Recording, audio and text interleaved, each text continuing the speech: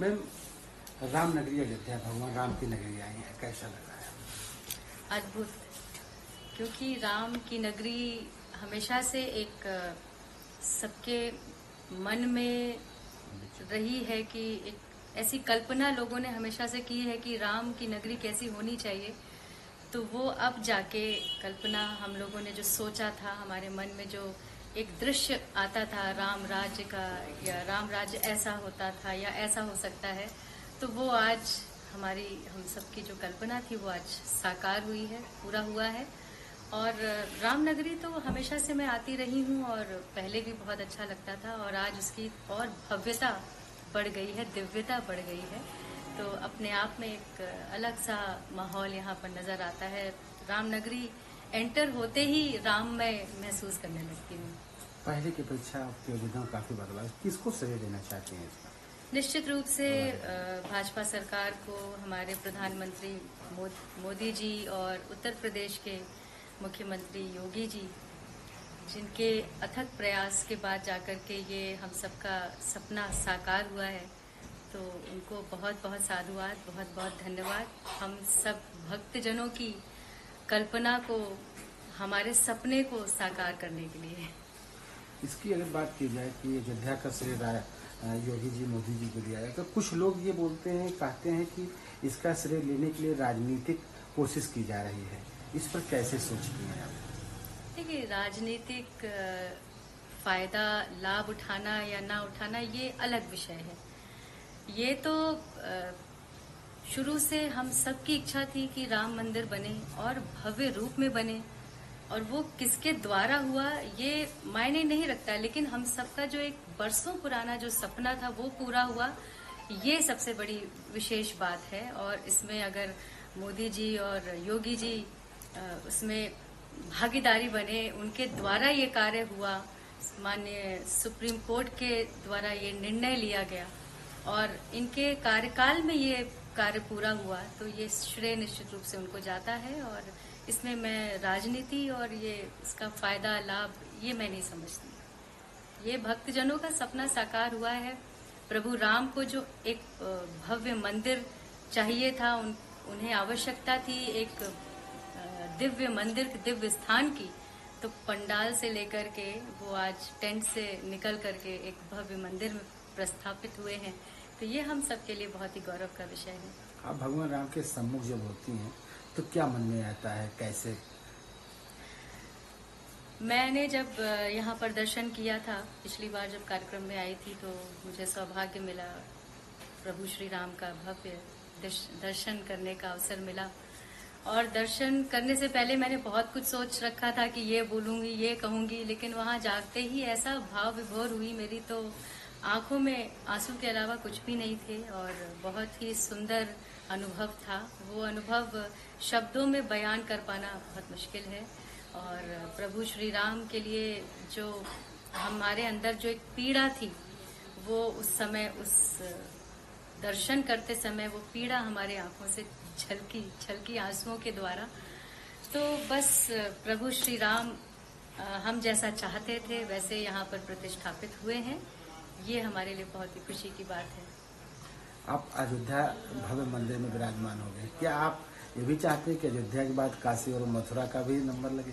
देखिए, काशी में काफी हद तक काम पूरा हुआ है, और काशी कॉरिडोर बनवाया है हमारे माननीय मोदी जी ने, और उसके आगे की भी जो कार्यवाही है वो भी कार्य प्रगति पर है, चल रहा है। और उच्च न्यायालय का जो भी निर्णय होगा उस पर कार्य होगा। और इसके बाद मथुरा में भी जो हमारा कृष्ण मंदिर है, उसको भी ऐसे ही भव्य रूप में हम सब देखना चाहते हैं। कौन नहीं देखना चाहता है?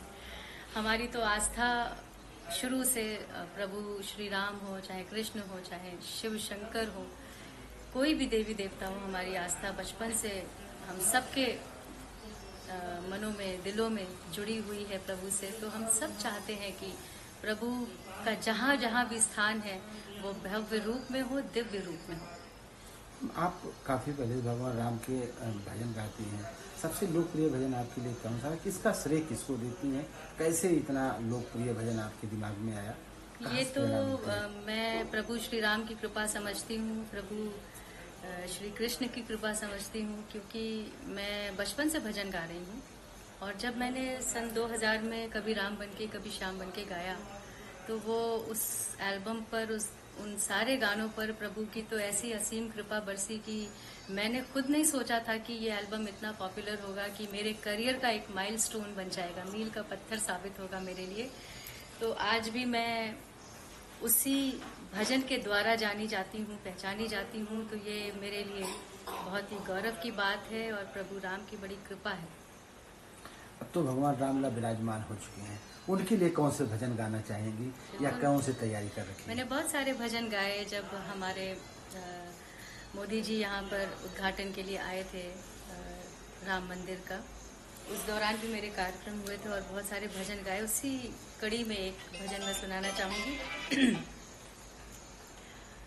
राम के आने से महका ये आंगन, राम के आने से महका ये आंगन, लागे ये पल बड़ा मन भावन, नाचे शबरी मगन हो दुवरिया, नाचे शबरी मगन हो दुवरिया, मगन हो दुवरिया, मगन हो दुवरिया, आ गए राम अवध नगरिया, धन्य हो गई हमारी झोपड़िया, आ गए राम अवध नगरिया, धन्य हो गई हमारी झोपड़िया।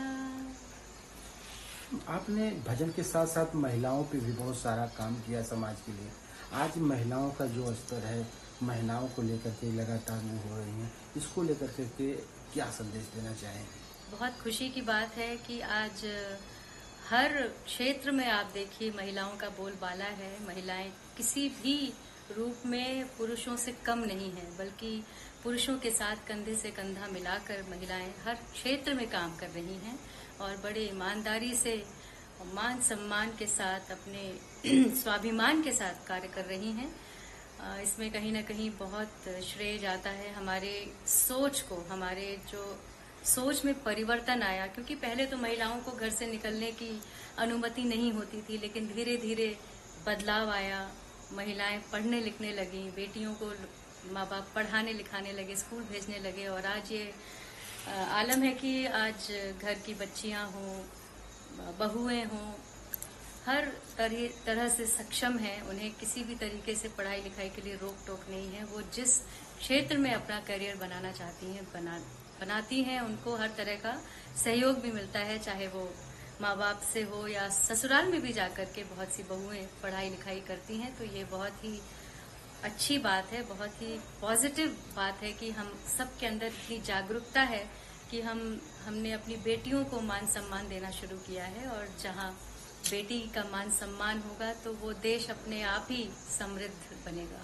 आधी आबादी की बात की जाए या नारी सशक्तिकरण की बात की जाए, लगातार शासन प्रशासन के द्वारा उसको मनोबल बढ़ाया जा रहा है। तो इसको कैसे मानती हैं कि योगी जी और मोदी जी के द्वारा ये सारी पूरी हो रही है? जी हाँ, बहुत हद तक मोदी और योगी जी के प्रयास से एक तो 33% का आरक्षण महिलाओं को दिया गया और उसी कड़ी में महिलाएं आज चाहे राजनीति हो चाहे कोई भी क्षेत्र हो, हर जगह महिलाओं का एक अच्छा खासा स्थान है, अच्छी खासी भागीदारी है। महिलाएं साइंटिस्ट भी हैं, क्या नहीं है, सब हर तरह के कार्य कर रही हैं महिलाएं। और ये हमारे देश के लिए बहुत ही गौरव का विषय है कि जहाँ की महिलाएं इतना मेहनत कर रही हैं और हर क्षेत्र में कार्य कर रही हैं, तो वो देश आगे चल के बहुत ही उच्च स्थान पर देखा जाएगा, हमारा भारत। मैम, आपका एक लोकप्रिय गाना था जिससे आप प्रसिद्धि आपको मिली और काफी लोगों का आपका आशीर्वाद मिला। कौन सा गाना था और कैसा, इसको कहाँ से प्रेरणा मिली थी आपको? देखिए, मैंने बहुत सारे गाने गाए, हर तरह के गाने गाए, लोकगीत भी गाए, भजन गाए और भजन में मुझे प्रसिद्धि मिली, ये मेरे लिए बहुत ही गौरव की बात है, प्रभु की असीम कृपा है। और सबसे पहला जो भजन मेरा पॉपुलर हुआ, प्रसिद्ध हुआ, लोगों ने जाना, और उस भजन की पंक्तियां मैं गुनगुनाना चाहूंगी। कभी राम बन के कभी श्याम बन के चले आना, प्रभु जी चले आना। कभी राम बन के कभी श्याम बन के चले आना, प्रभु जी चले आना। कितना लोकप्रिय हुआ था ये मैम पूरे देश में? पूरे देश ही नहीं बल्कि विदेशों में भी बहुत लोकप्रिय हुआ ये भजन। और सबसे बड़ी बात यह है कि ये भजन रिलीज होने के बाद लोग मुझे मेरे नाम से ज्यादा इस भजन के नाम से मुझे पहचानते हैं। मुझे बहुत खुशी होती है जब लोग मुझे देखते हैं और मेरे नाम से पहले वो ये बोलते हैं कि इन्होंने, ये वही है जिन्होंने कभी राम बनके कभी श्याम बनके गाया है। तो मेरा नाम प्रभु के नाम से जुड़ा, ये मेरे लिए बहुत ही सौभाग्य की बात है। राम भगवान को कैसे आदर्श मानते हैं अपने जिंदगी में आप? बिल्कुल, राम भगवान को तो हम सबको आदर्श मानना चाहिए, क्योंकि वो मर्यादा पुरुषोत्तम, आदर्शवादी, उन्होंने ऐसा जीवन जी के दिखाया, अपने पिता की आज्ञा को किसी भी हद तक जाकर उसका पालन करना। तो ये हम सबको सीखना चाहिए, अपने बड़े बुजुर्गों की बातों को मानना चाहिए। और कहीं ना कहीं मैं भी उनके द्वारा बताए गई बातों का अनुसरण करती हूँ, और जहाँ तक संभव होता है मैं पालन करती हूँ। अपने माता पिता की आज्ञा का पालन करती हूँ, माता पिता की सेवा करना, अपने माता पिता को भगवान से भी बढ़कर दर्जा देना। अगर मेरा ये मानना है कि भगवान से ज्यादा पहले अगर आपने अपने माता पिता की सेवा कर ली तो समझ लीजिए आपने भगवान को यूं ही पा लिया, ऐसे ही पा लिया। आखिरी सवाल आपसे, रामायण के पात्रों की बात की जाए, रामचरितमानस के पात्रों की, तो एक तरफ आप थे योगी और मोदी, और खुद को रामायण के किन पात्रों में आप समानता पाती हैं? मैं अभी उस लायक अपने आप को नहीं समझती कि रामायण के किसी भी पात्र के लायक मैं अपने आप को समझूं, क्योंकि उसका एक एक पात्र अपने आप में बिल्कुल, मैं क्या कहूँ, उनके लिए शब्द ही नहीं है जो मैं उनके पात्रों के बारे में बयान कर सकूं। क्योंकि हर एक पात्र ने हमें कुछ न कुछ सिखाया है, उन्होंने जो भी कर्म किए, अपने कर्मों के द्वारा हमें अच्छाई और बुराई की समझ दी है। तो मैं तो अभी भी सीख ही रही हूँ। हम लोग रामायण को सुनते हैं लेकिन रामायण की नहीं मानते हैं। तो मेरा ये कहना है कि रामायण को सुने तो, लेकिन फायदा तो तभी होगा जब हम रामायण की मानेंगे। तो योगी और मोदी जी को किस पात्र में देखती हैं आप? मैं तो यही समझती हूँ कि दोनों बजरंगबली के रूप में आकर के इस युग में एक बजरंगबली के रूप में आए हैं और प्रभु श्री राम के अधूरे काम को पूरा कर रहे हैं।